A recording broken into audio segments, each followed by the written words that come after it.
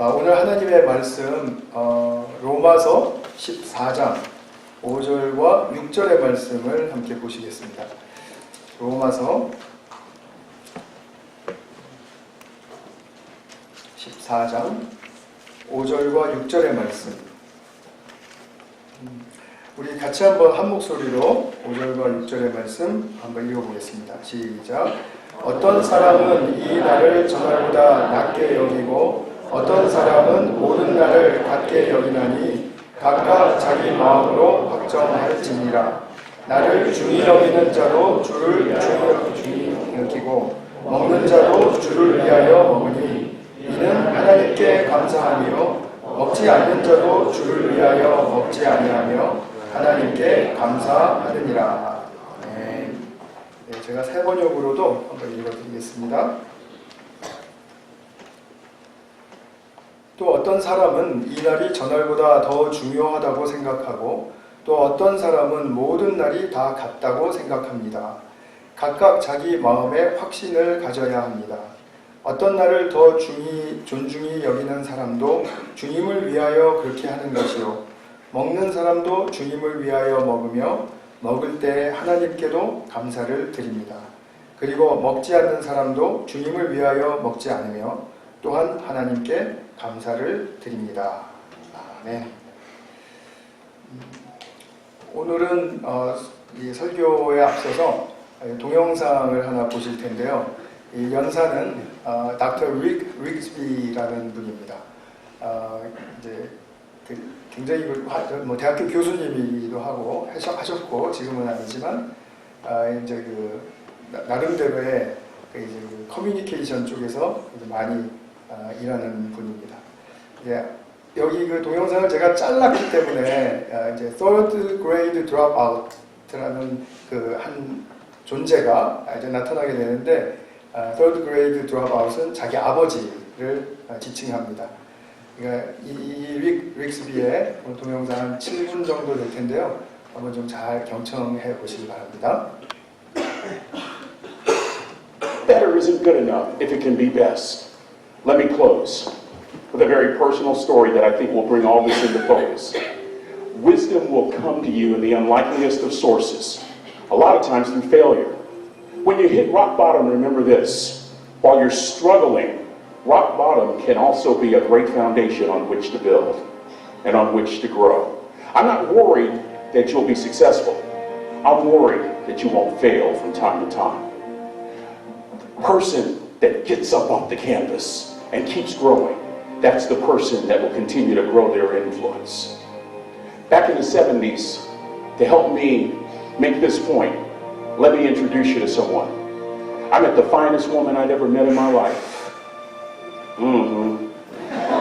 Back in my day, we'd have called her a brick house. This woman was the finest woman I'd ever seen in my life. There's just one little problem. Back then, ladies didn't like big old linemen. The blind side hadn't come out yet.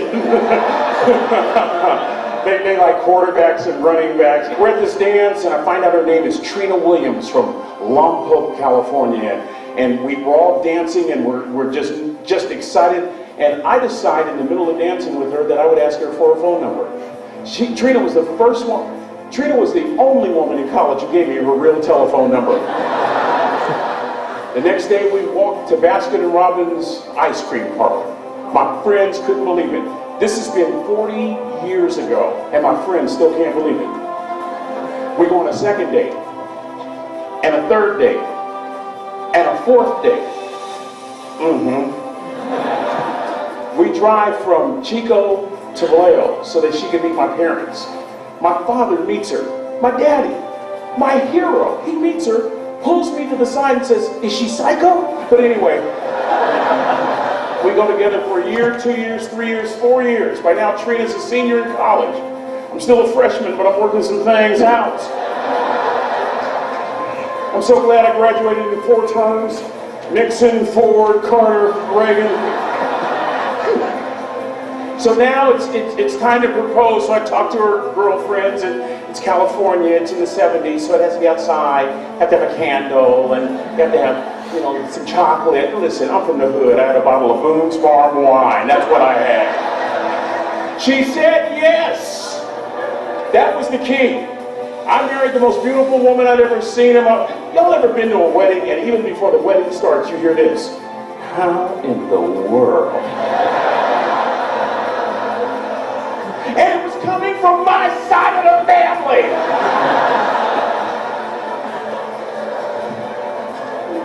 We get married, we have a few children, our lives are great. One day, Trina finds a lump in her left breast. Breast cancer. 6 years after that diagnosis, me and my 2 little boys walked up to Mommy's casket. And for 2 years, my heart didn't beat. If it wasn't for my faith in God, I wouldn't be standing here today. If it wasn't for those 2 little boys, there would have been no reason for which to go on. I was completely lost. That was rock bottom. You know what sustained me? The wisdom of a 3rd grade dropout. The wisdom of a simple cook. We're at the casket. I'd never seen my dad cry. But this time I saw my dad cry. That was his daughter. Trina was his daughter, not his daughter-in-law. And I'm right behind my father, about to see her for the last time on this earth. And my father shared 3 words with me that changed my life right there at the casket. It would be the last lesson he would ever teach me. He said, son, just stand. You keep standing. You keep standing, no matter how rough the sea, you keep standing. And I'm not talking about just water. You keep standing. No matter what, you don't give up. And as clearly as I'm talking to you today, these were some of her last words to me. She looked me in the eye and she said, it doesn't matter to me any longer how long I live. What matters to me most is how I live. I ask y'all one question, a question that I was asked all my life by a 3rd grade dropout. How you living? How you living? Every day ask yourself that question, how you living? Here's what a cook would suggest you to live this way. That you would not judge, that you would show up early, that you'd be kind, that you make sure that that servant's towel is huge and used, that if you're going to do something, you do it the right way. That cook would tell you this, that it's never wrong to do the right thing, that how you do anything is how you do everything. And in that way, you will grow your influence to make an impact. In that way, you will honor all those who have gone before you, who have invested in you. It is with great honor that I say all your life, look in those unlikeliest places for wisdom. Enhance your life every day by seeking that wisdom and asking yourself every night, how am I living? May God richly be shown. Thank you for having me.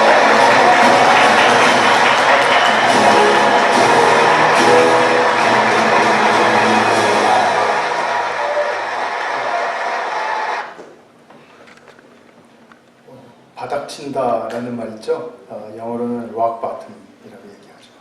아내를 잃고 나서 이제 정말 모든 것을 다 잃었다고 생각했을 때 교육은 못 받았지만 지혜로우셨던 아버지 말씀으로 인생을 딛고 일어서게 했다라는 그런 이야기이죠. 릭스비는 자기 아버지의 그 이야기들을 가르침을 토대로 해서 책까지 출간을 했다고 합니다. 우리가 살아가면서 지혜를 얻고 그리고 다시 일어서는 것은 참으로 중요한 일이 아닐 수 없습니다. 사실 우리가 바닥에 좌절하고 일어설 힘이 없어서 쓰러져 머무는 사람들도 많죠. 뭐 꼭 그렇게 쓰러져 있는 것처럼 보이지는 않았다 할지라도 거기서 받은 상처, 또 충격, 뭐 이런 기타 등등으로 인해서 자기가 어떻게 해야 할지를 모르고 온갖 그런 어떤 다른 부작용적인 그런 어떤 정말 성품적으로나 아니면은 삶의 방식적인 면에서 굉장히 그 망가진 것을 그냥 그대로 안고 그리고 고칠 이유도 없고 고치고 싶지도 않고 한 그런 가운데 살아가는 사람들을 참 많이 볼 수 있습니다. 또 나도 그런 사람들 중에 한 사람일지 모릅니다. 우리 모두가 그렇죠. 근데 무너진 삶에 힘을 주는 것은 지혜이고, 그 지혜는 예기치 않은 곳에서 발견된다. 그 지혜가 예기치 않은 곳에서 발견될 때는 우리가 진정으로 감사하며 일어선다. 그것이죠. 그래서 동시에 우리가 그런 어떤 고난과 그런 아픔뿐만이 아니라, 그런 정말 처참한 어떤 바닥 상황에서만이 아니라, 우리가 일상을 살아가면서, 그죠? 데일리 라이프, 이런 데일리 라이프를 그냥 평범하게 루틴을 살아가면서 그 안에서도 예상치 못하게 우리는 지혜를 발견할 수 있고, 그 지혜가 얼마나 소중한 것인지를 인정하고, 그리고 그것으로 말미암아 삶에 힘을 얻고 진정한 모습으로 다시 일어난다면 그것은 얼마나 감사한 일입니까? 오늘 우리 감사절 맞아서 이제 한 해를 돌아보기도 하시겠고, 또 특별히 이때가 되면은 도대체 감사가 뭐야? 라는 그런 의문을 우리가 떨쳐버릴 수가 없죠. 아마도 우리 성도님들이 그런 생각 하셨을 것 같아요. 아, 감사절인데 오늘 예배를 오시면서 나는 도대체 뭐에 감사하고 또 어떻게 감사하고 있는가 하는 그런 부분들, 도대체 감사하면 뭐가 나지는데, 또 이런 생각이 들 수도 있고요. 우리가 감사에 대한 그런 정말 근본적인 어떤 의미를 찾아보는 것은 굉장히 중요한 일이라고 생각이 됩니다. 그래서 오늘 제가 설교를 통해서는 이제 두 가지 주제를 가지고 말씀을 드릴 텐데, 첫 번째 소주제는 감사가 도대체 우리에게 끼치는 유익이 뭔가, 감사를 하고 살면 도대체 어떤 좋은 일이 생기는가, 그 부분에 대한 것. 그 다음에 두 번째로는 나는 어떻게 감사하는 사람이 될 수 있을까에 대한 것입니다. 감사하는 사람이 되고 싶은 마음이 없는 분은 없을 거예요. 그러나 정말 내가 실질적으로 감사하면서 살고 있는가 하는 그런 측면에 대해서는 누구나 한 번쯤은 되짚고 반성해 봐야 될 필요가 있을 거라고 그렇게 생각이 됩니다. 먼저 우리가 감사가 끼치는 유익이 있습니다. 감사가 끼치는 유익. 인간인 우리가 감사하는 성품을 가지고 있다는 것은 정말 큰 축복입니다. 동물들도 조금은 감사하죠. 이렇게 트리트를 주면은 이렇게 꼬랑지를 흔들어주거나 감사의 표시를 하는데, 사람들이 갖고 누리는 감사는 훨씬 그 이상이죠. 훨씬 더 무언가를 더 내다보게 하고, 그리고 자기의 삶이 훨씬 더 풍성하게 나가게 합니다. 제가 저거를 정리를 못해서 저렇게 돼 있는 거를 용서해 주시기 바랍니다. 아예 다 열어놓고 우리 보도록 하죠. 예. 그래서 우리가 감사하는 삶을 사는 건 중요한데, 한번 이렇게 생각해 보세요. 감사를 받는 사람이 유익을 얻습니까? 감사를 하는 사람이 유익을 얻습니까? 답은 둘 다죠. 둘 다. 감사를 받고 하는 것이 왜 유익할까요? 거기에 이유가 있습니다. 제가 이제 주일학교 어린이들과 이렇게 같이 세레모니를 하는 게 있는데, 개인적으로 하는 겁니다. 근데 그걸 제가 잠깐 소개를 해드리려고 합니다. 제가 이제 주일학교 아이들한테 웬만해서 가까이 가고 싶어도 가까이 가지지도 않고, 교회 오면은 어른들과 이렇게 주로 많이 있기 때문에 주일학교 아이들이랑 굉장히 이렇게 멀리 있는 것 같은 느낌이 들어서 제가 이제 부모님들이 걱정에도 불구하고 이제 어느 날에서부터인가, 벌써 오래됐죠, 캔디를 준비를 했습니다. 그래서 아이들한테 캔디를 하나씩 주면서 이제 이 캔디를 꼬시는 게 아니라 캔디로 이제 교제를 시작했습니다. 근데 요즘은 아이들이 한국에서 나오는 마이쮸라는 걸 굉장히 좋아한다는 걸 제가 알았어요. 근데 저도 먹어보니까 굉장히 맛있더라고요. 그래서 일단 크게 한국 갔을 때 한 박스를 저희 집사람이 사줘서 이제 벌써 한 1년이 지났는데도 아직도 재고가 좀 남았습니다. 어쨌든 이제 마이쮸를 아이들한테 줄 때 제가 꼭 잊지 않고 점검하는 것이 몇 가지가 있습니다. 첫 번째 것은 뭐냐면, 이 아이들이 절대로 흥분한 상태에서는 주지 않습니다. 그 이유는 뒤에서 설명을 해드리겠습니다. 그리고 제가 마이쮸를 주었을 때, 가라앉히고 마이쮸를 주었을 때 반드시 준 다음에 이제 자기 마음이니까, 자기 결정이니까 땡큐라고 하는 게 좋겠다, 이렇게 제안을 합니다. 그럼 아이들이 땡큐라고 대부분 얘기해요. 근데 가끔 그러지 않는 아이도 있습니다. 어쨌든 땡큐를 제가 하면 제가 받습니다. 그리고 뭐 미국식으로 You are welcome. 무슨 말입니까? 너는 나에게 환영받는 아이야. 내가 이거 뭐 주고받는 게 문제가 아니라 너라는 존재는 나한테 굉장히 소중하고 내가 존중하는 존재야. 라는 것을 정말 최대한대로 진심을 품고 You are welcome. 이렇게 딱 얘기를 해주고 그 다음에 이제 허그하고 그리고 이제 사랑합니다 하고 보내줍니다. 저는 사랑한다라고 얘기를 하지만 사랑하고 말고는 그 아이들의 자유이기 때문에 그거를 강요하지는 않습니다. 대부분 안 하고 가더군요. 그래서 이제 이 거룩한 마이쮸 세레모니가 이제 종결됩니다. 이 과정 안에는 제가 몇 가지 생각한 그런 의미들이 있습니다. 왜 흥분된 상태에서는 안 주냐면, 흥분된 상태에서는 마이쮸를 한 봉지를 그냥 다 채로 가슴에 안겨줘도 주는 사람인 저에게 관심이 없습니다. 흥분한 상태에서 받으면 완전 제비가 물 차듯이 탁 낚아채고 그냥 쏜살같이 나가버리거든요. 그런 걸 저는 보고 싶지가 않은 거죠. 그래서 일단 가라앉혀 놓고 주는 이유는 바로 거기에 있습니다.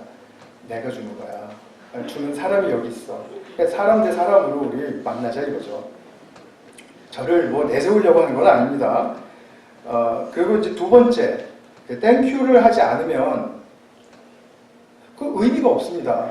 왜냐하면 당신은 있으니까 줬고 나는 원하니까 받았고 그런 딜에서 딱 끝나버리면은 주고받은 이 의미, 가치가 없잖아요. 그래서 항상 땡큐를 해라. 눈을 맞추면서 땡큐를 해라. 그러면 아이들이 이제 되게 땡큐를 하거든요. 그러면 그때 이제 컨택이 생기는 거죠. 인격적인 컨택이 이제 딱 맺어지게 됩니다. 그래서 감사를 주고 이제 땡큐라고 저한테 얘기해주고 제가 또 그 감사를 You are welcome 하고 받아주면 그러면은 비록 마이쮸 조그만 거고 하나지만 사실은 그걸 통해서 정말 우리 인격의 교류가 일어나고 관계의 성장이 일어나고 그러니까 마이쮸를 통한 인격의 교류와 성장 뭐 이런 제목을 붙일 수 있을 정도로 이렇게 이제 그 짧은 시간이지만 굉장히 아이들이랑 친밀해지는 걸 느낍니다. 어른들한테는 안 통합니다. 근데 아이들한테는 통해요. 왜 통할까요? 아이들은 단순하고 순수하거든요. 그거 하나의 그 가치를 알고 거기서부터 저와의 관계가 이렇게 일어나는 것을 자기들도 때로는 즐기는 것 같아요. 그거를 즐긴 나머지 어떤 때는 저한테 와서 그냥 안아주고만 가요. 그래서 너 마이쮸 안 오네? 그러면 오늘은 괜찮대요. 이게 얼마나 큰 수확입니까? 그러니까 마이쮸를 초월한 거죠. 그래서 우리의 교제가 승화된 거죠. 아주 아름답고 깊은 그런 하나님 나라의 관계가 형성된 거죠. 비록 그때뿐이지만. 그리고 그 다음은 또 반복되면 됩니다. 아이들에게 훈련이라는 건 반복에 또 의미가 있으니까요. 자꾸 반복하면 됩니다. 그래서 저의 이제 그 의무는 저희 책상 서랍에 마이쮸가 떨어지지 않도록 잘 지키는 것. 그것입니다. 그래서 우리가 이 마이쮸 하나지만 사실은 감사를 하고 감사를 받고 하는 것은 도덕적인 차원에서 응답 받았으면 감사 표시하는 게 맞는 거야 라는 그런 그냥 앞뒤가 다 잘린 그냥 이렇게 하는 게 맞는 거야 라는 그런 교육을 하고자 하는 게 아니고 작은 것 하나지만 감사를 주고받으면서 우리의 관계는 이렇게 좋아지는 거야. 그리고 이 좋은 관계는 우리의 인생을 부유하게 하는 거야. 이거를 제가 가르쳐주고 싶은 거예요. 아니면 가르쳐주고 싶다기보다는 그거를 제가 더 먼저 누리고 싶어 하는지도 모르겠습니다. 저는 그런 걸 많이 누리고 싶어 하거든요. 그래서 이 더 깊은 인간의 교류가 일어나게 하는 것이 무엇인가? 더 풍성한 관계로 나아가게 하는 것이 무엇인가? 땡큐라는 한마디로 시작될 수 있는 것 아닌가? 그것이죠. 줄이면 감사하고 감사받는 과정을 통해서 서로 간에 더 좋은 깊은 사귐이 일어나게 하는 것. 이것이 우리에게 감사가 주는 유익이라고 말할 수 있겠죠. 이게 감사가 일으키는 말하자면 아주 훌륭한 성취라고 말할 수 있을 것입니다. 근데 어린아이들에게는 이제 그때 단계에 이렇게 감사를 가르치는 것, 마이쮸 하나를 통해서 감사를 가르치는 것이 이제 중요하고 또 그것을 통해서 이제 인성뿐만이 아니라 관계성도 길러주는데 훈련이 되는 것은 뭐 다 인정하실 거예요. 옳다고, 맞다고 이렇게 인정하실 겁니다. 근데 이 어른이 되어서도 그렇습니까? 어른이 되어서도 뭐 이렇게 하나 드리면 뭐 땡큐, 뭐 you are welcome, 뭐 허그하고 사랑합니다, 뭐 이렇게 이게 잘 안 되죠. 말하자면 때가 있다라는 거죠. 감사의 훈련에는 때가 있다. 그리고 그 단계를 넘어가고 나면 우리가 진짜 또 감사에 대한 본질적인 의미와 뿌리를 찾아야 된다라는 이제 그런 제 생각입니다. 감사는 훈련만으로 되지는 않습니다. 자각이 있어야 감사가 가능해집니다. 그러니까 훈련으로 말미암아 되는 감사는 어렸을 때 이제 그 정도 수준에서 우리가 누림, 자기 인생에서는 그 단계에서 굉장히 큰 누림이죠. 근데 이제 어른이 되어 가면서는 이제 내가 왜 감사해야 하는가? 내가 어떻게 감사할 수 있는가? 내가 감사할 수 있는 사람이 되는 길은 도대체 어디에 있는가? 그거를 자기 안에서 찾아야 된다는 것입니다. 자각해야 된다는 거죠. 분명한 것은 세상 모든 사람이 속으로 감사를 생각하는지는 몰라도 감사를 표현하고 감사로 말미암아 축복을 누리는 사람은 그렇게 많아 보이지 않습니다. 그렇다고 해서 감사를 뭐 일부러 안 하고 또 그건 중요하지 않다라고 생각하는 사람도 없는 것 같아요. 그렇죠? 감사가 여기서 난 감사라는 그 덕목은 내 인생에 전혀 필요하지 않습니다 라고 생각하시는 분은 아마 여기 아무도 안 계실 거예요. 그런데도 불구하고 우리는 감사가 이렇게 잘 몸에 익지 않고 그리고 그 감사로 말미암은 축복을 못 누리는데 그 못 누릴 때는 이게 못 누려서 아쉽다 이게 아니죠. 그 누려본 적이 많이 있어야 감사하고 누려본 축복이 많이 있어야 그걸 아쉬워할 텐데 그런 축복을 많이 누려본 적이 없으니까 그냥 그런 축복은 뭐 없는가 보다 라고 생각하고 그냥 무의식적으로 우리의 삶을 그냥 자기 방식대로 살아가는 그런 사례를 아마 많이 보실 겁니다. 내 안에서도 보시고요. 데살로니가전서 5장 18절에 그 유명한 말씀이 있지 않습니까? 모든 일에 감사하십시오. 범사에 감사하라. 성경은 왜 모든 일에 감사할 수 없는데 모든 일에 감사하라고 할까요? 지금 이 질문인 거죠. 우리가 가지고 있는 질문은 이거이죠. 사실 감사라는 것은 참 굉장히 신비롭습니다. 왜냐하면 이것은 중요한 이 덕목이기도 하고 또 자기의 성품이기도 합니다. 감사하는 성품. 그런데 정신적으로는 이것이 굉장히 긍정적인 감정이기도 해요. 그래서 thankful 하다 그러잖아요. 그게 자기의 감정의 상태를 표현하는 거거든요. 그러니까 성품이면서 덕목이면서 감정이면서 이런 이 전천후적인 우리의 이 인성에 있어서 전천후적인 이런 그 차원을 누리게 하는 이 감사가 얼마나 중요한 것인가는 감사를 하면서밖에는 배울 길이 없습니다. 그것을 위해서는 어떤 자각이 있어야 된다라고 제가 계속 말씀드리고 있어요. 근데 그 자각이라는 것은 뭐냐 하면 자기 가치를 느낄 때입니다. 가치를 찾을 때. 우리에게 아주 소중한 가치들은, 의미들은 숨겨져 있습니다. 가족의 축복, 그 의미는 숨겨져 있습니다.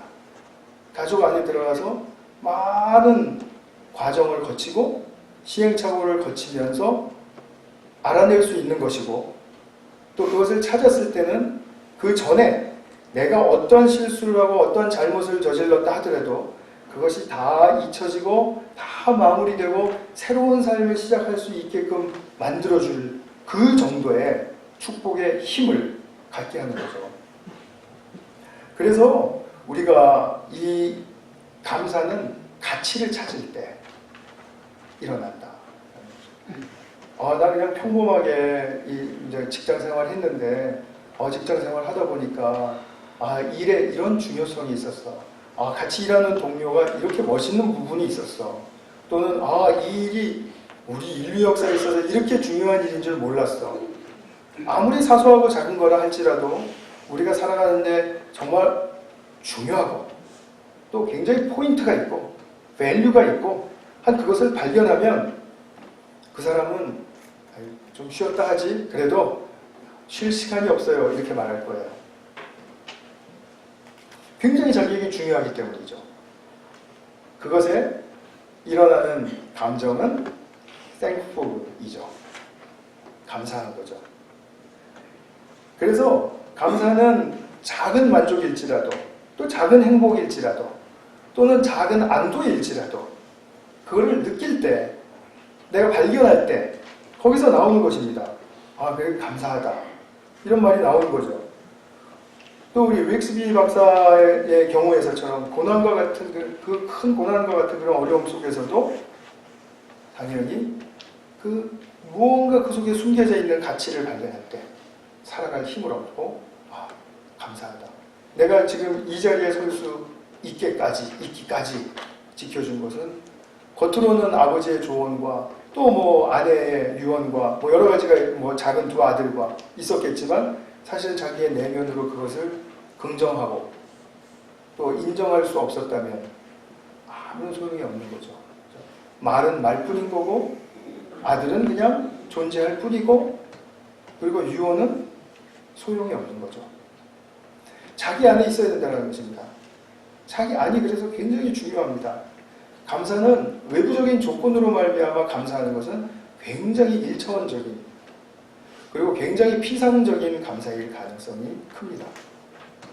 그러나 한번 되새기고 곱씹어서 내 인생에 도대체 중요한 가치가 무엇인가, 그거를 찾을 때 우리는 진짜 내 인생에 대한 감사가 나올 수 있다는 거죠. 오늘 본문에 보시면은 이제 로마서 14장. 로마서 14장은 온통 믿음에 관해서 설명해주는 책입니다. 그 장입니다. 그래서 히브리서 11장처럼 믿음장이라고 말씀을 하셔도 돼요. 근데 이 로마서 14장을 통해서 사도 바울이 믿음에 대해서 이야기하고 싶을 때 도대체 믿음이 뭐냐?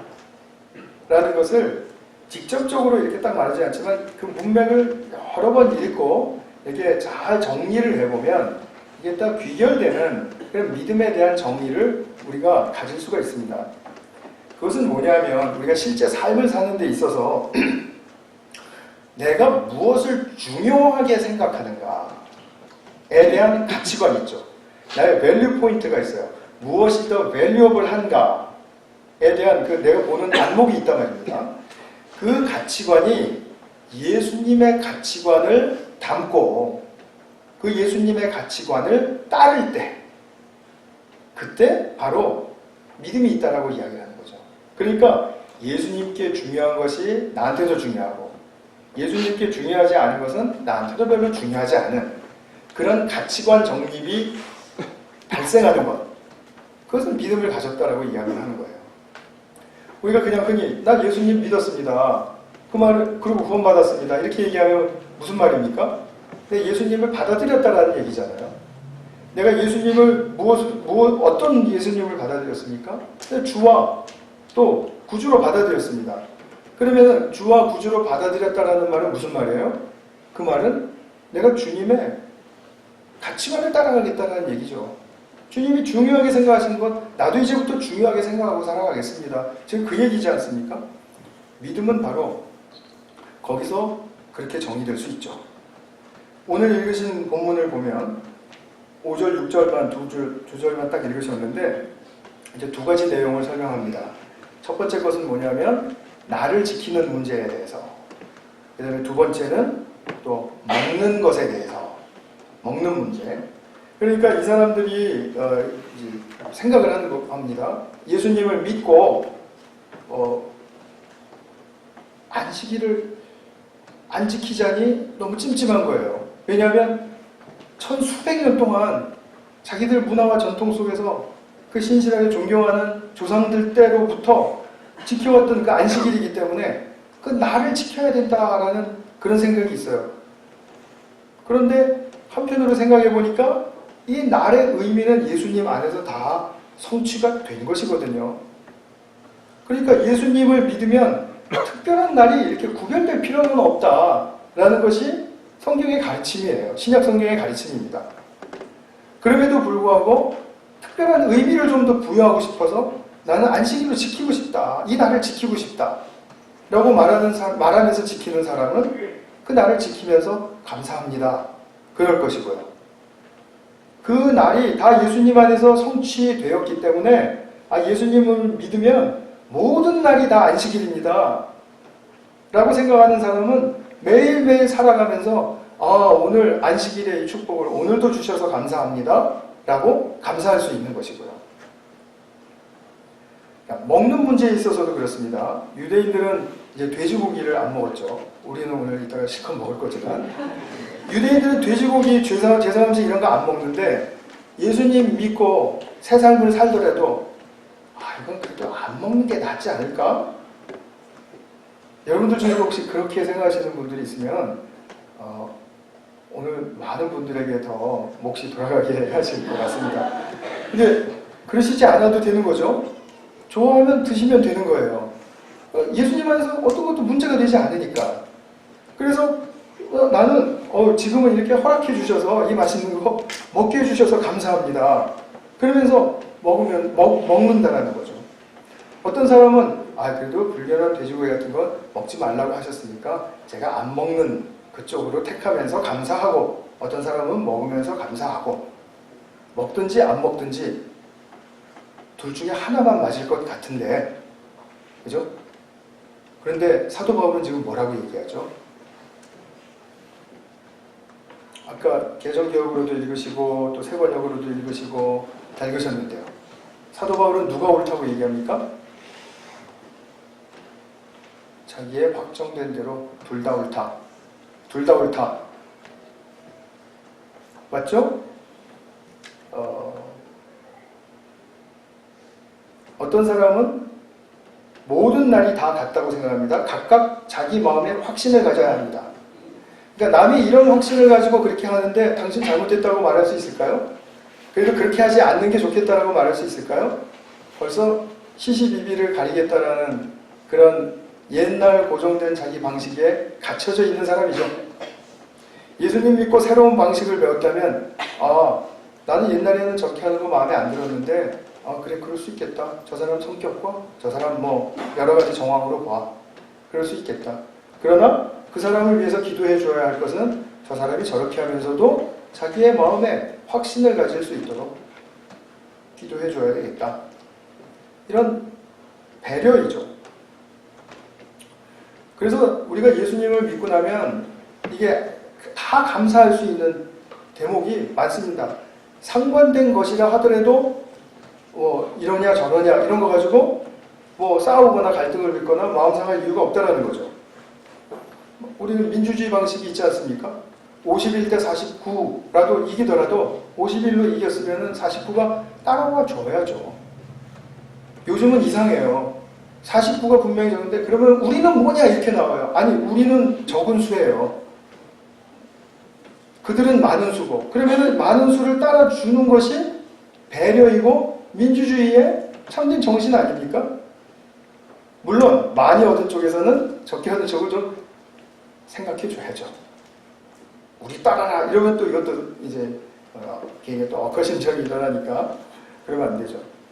우리가 안 싸워도 되고 갈등을 안 익히려도 될 것들을 가지고 많이 이제 신음을 하죠. 예배 때 반드시 경배 찬양을 해야 한다. 적어도 하나 정도는 경배 찬양이 들어가야만 한다.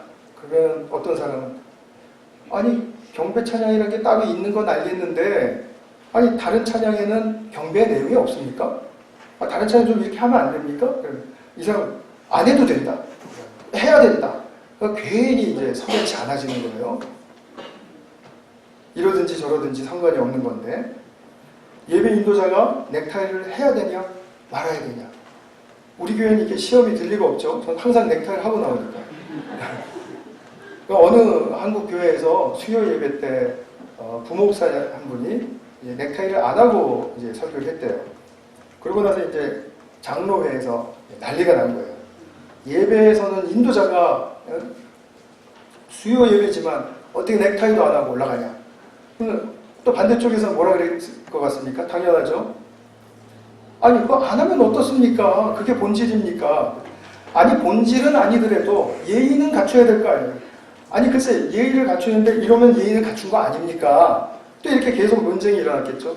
그래서 끝이 안 났대요. 끝이 안 나고서는 이제 미해결 과제로 남았는데 이런 이제 그 논쟁에 참여했던 전도사 한 분이 중고등부에 들어가서 이제 여러분들과 같은 어린 학생들에게 물어봤대요. 예배 인도자가 꼭 이렇게 넥타이를 해야 되냐? 안 해도 되냐? 그랬더니 예측했던 대로 다들 바닥만 바라보면서 아무 얘기를 안 하더래요. 그래. 그래서 내가 너희들한테 물어보는 게 내가 참 어리석었다. 그랬는데 어떤 여자 학생이 고개를 탁 쳐들면서 정말 치켜 세우면서 눈가를 치켜 세우면서 넥타이 하시든지 마시든지 마음대로 하세요. 그런데 잘 맞춰나 입으세요. 코디나 잘 하세요. 넥타이 한답시고 어울리지도 않게 저 오늘 좀 어울리니까 괜히 또 자유롭게 넥타이 풀고 온다고 그냥 뭐 아무렇게나 코디도 안 맞는 거 입고 그러고 나오지 말고 맞춰나 입으세요. 그러더래요. 정답이 거기 있었어요. 정답이. 그러니까 우리가 이래도 감사하고 저래도 감사할 수 있는 것은 사실은 근데 웬만한 신앙 수준이 아니면 안 돼요. 이게 굉장히 쉽게 들리는 말씀 같지만 우리들 마음에는 항상 걸림돌이 됩니다. 이것이. 아니 10가지가 있으면은 한두 가지만이라도 걸리게 돼 있어요. 그렇지 않습니까 여러분? 정직하게 나를 돌아보면 걸리는 거 많죠. 이 교회 갔더니 왜 이래? 저 교회는 뭐 저런 거 하네? 뭐 이런 식으로 해서 여러 가지가 많이 걸려요. 근데 우리가 진정으로 주님을 알면 주님이 무엇을 중요하게 생각하시고 무엇을 2차적인 것이고 부수적인 것이다 라고 생각하는지 알면 그리고 그것을 따르면 사실은 너와 나는 다른 거지. 다른 거에 대해서 싫어하거나 적개심이 일어나거나 싸울 이유가 없는 거죠. 불편할 이유도 없는 것이고요. 여기에 우리가 계속해서 붙들려 있다는 것은 무슨 말입니까? 아직도 예수님이 중요하게 생각하는 걸 내가 중요하게 생각하고 있지 않구나. 정직하게 시인하시면 됩니다. 그거를 시인하시는 즉시 예수님은 도움의 손길을 우리들에게 뻗치실 겁니다. 그 손길을 뻗치시면 그러면 나는 굉장히 따뜻한 마음을 가지게 될 거예요. 왜냐하면 내가 이런 것 가지고 신음하고 씨름하고 시비를 걸고 있고 한 그런 마음을 주님은 나를 정죄하시지 않으니까요. 그리고 주님은 나에게 다가오셔서 품어주시니까요. 나를 다시 한번 바라봐 라고 말씀하시니까 우리는 주님과 교제에 몰두하고 올인할 수 있는 것이죠. 그것이 바로 신앙생활의 비결이라는 것을 아시겠죠? 굉장히 신앙생활은 심플한데 해답이 있습니다. 머리가 복잡하면 머리가 복잡하다라는 말은 계속해서 뭐가 옳으냐, 뭐가 틀리냐, 지금 이거 하고 있는 거예요. 저 사람이 하고 있는 게 저게 맞냐, 기준에 맞냐, 기준에 모자라냐, 저 사람을 지금 칭찬해줘야 된다고 생각하는지, 저 사람을 지금 부족하다고 지금 이 시비를 걸어야 된다고 생각하는지, 이런 부분들에 대해서 계속해서 생각하기 때문에 불필요한 것으로 자기 에너지가 소모가 되는 것입니다. 그런 것이 고질화되면 잠도 안 오게 돼 있고요. 불면증의 원인이죠. 생각이 많은 거. 그런데 자기 생각은 고상하다고 생각을 한다면 그건 얼마나 큰 착각이에요? 그죠? 아유, 갑자기 뜨끔하세요. 왜 이렇게 찬물 견져놓은 것 같습니까? 우리가 분명히 잡아야 할 심플한 것을 놓쳐버리고 나는 이것을 붙들고 저것을 붙들고 하다는 복잡하게 지금 뭔가를 막 벌려놓고 있으니까 우리의 삶이 점점 더 힘을 잃어가는 것 아니겠습니까?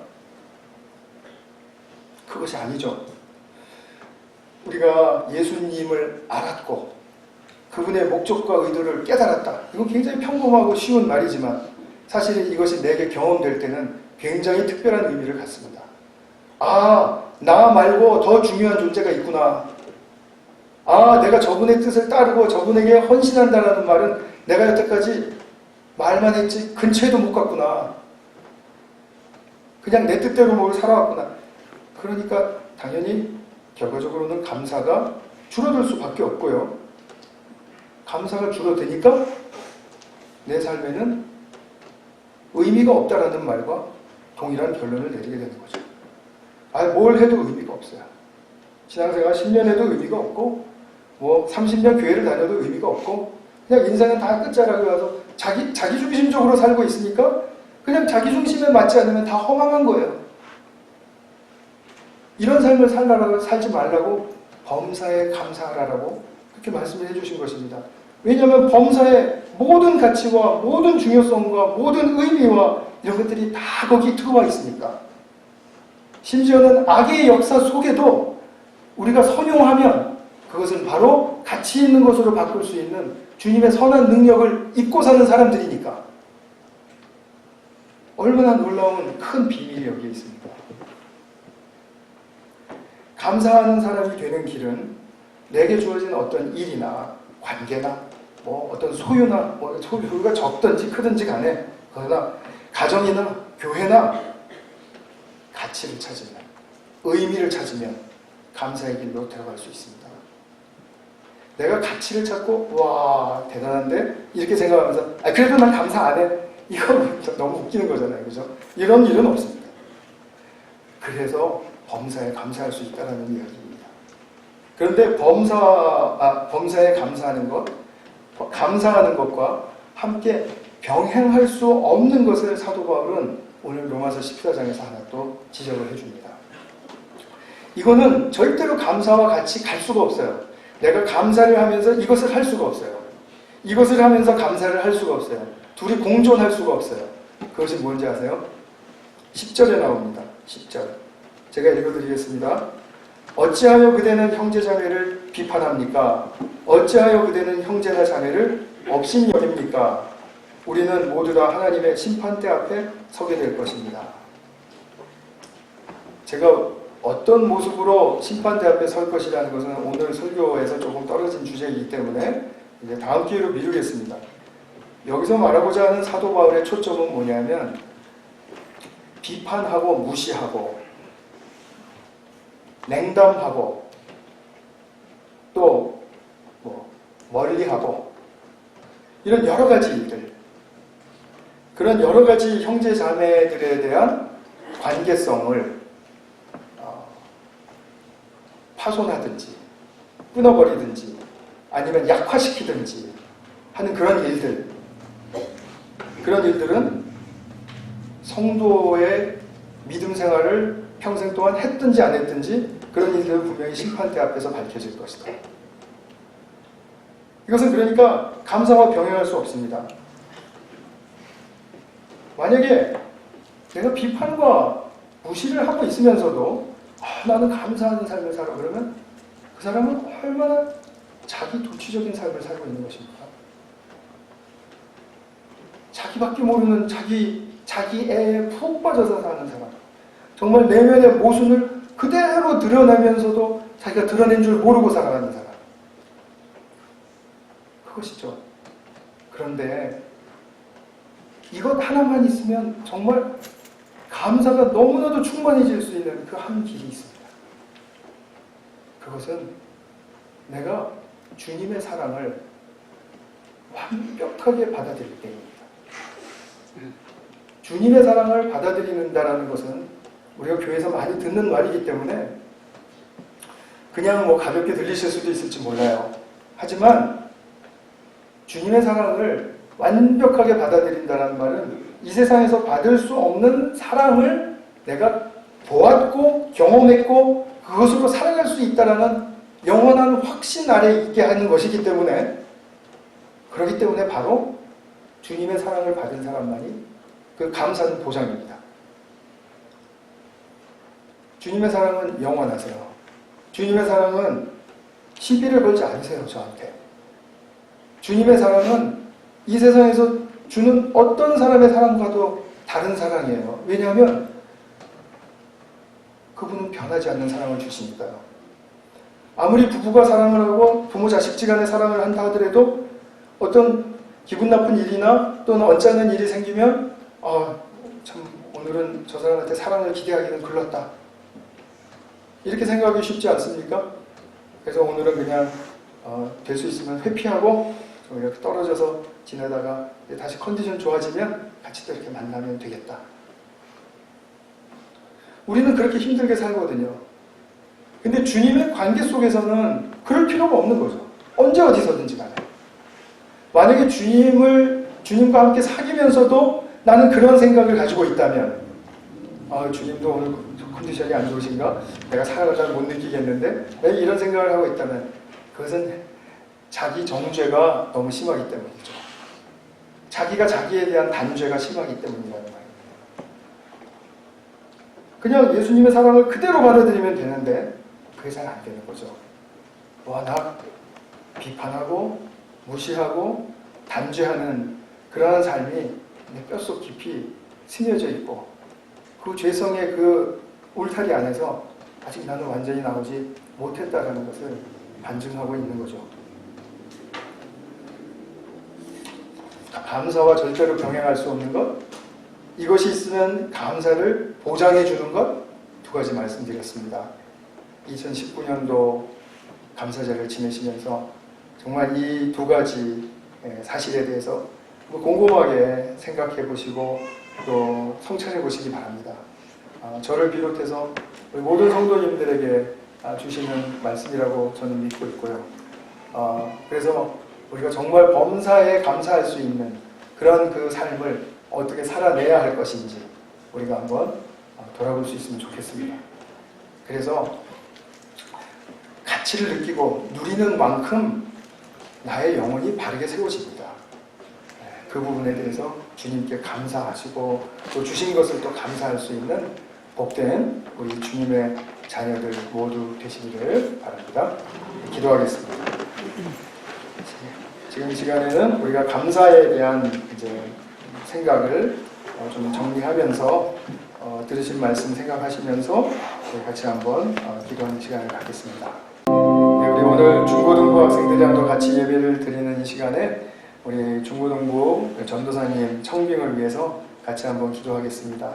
그리고 우리 추수감사절 또 휴가를 맞아서 우리 성도들이 정말 주님 앞에서 하나님 나라의 즐거움과 감사를 더욱더 깊이 회복할 수 있는 그런 가정과 교회 될 수 있도록 우리 그 두 가지 위해서 같이 한번 또 기도하겠습니다. 사랑하는 아버지 하나님, 2019년도 추수감사절 예배를 맞아서 우리가 정말 감사가 주는 유익이 무엇인지 또 어떻게 우리가 감사할 수 있는 사람이 될 수 있을지 정말 이런 부분을 성경 말씀에 비추어서 생각해 보았습니다. 주님, 저희들이 참으로 전천후 진짜 감사를 드릴 수 있는 귀한 아들과 딸들로서 발돋움하고 또 성장해 갈 수 있도록 축복하시고 이끌어 주실 줄 믿습니다.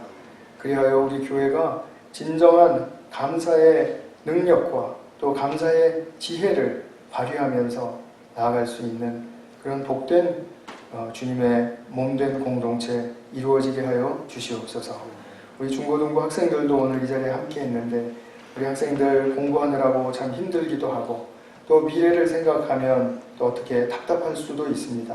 그러나 주님이 함께 하시는 가운데 지금 내가 하고 있는 일에 있어서 정말 소중한 가치가 있음을 깨닫고 또 중요한 의미가 있음을 깨닫고 그리고 힘을 얻어서 자기의 삶에 잘 헌신하고 또 그것을 살아낼 수 있는 그런 복된 우리 학생들 될 수 있도록 축복하여 주시옵소서.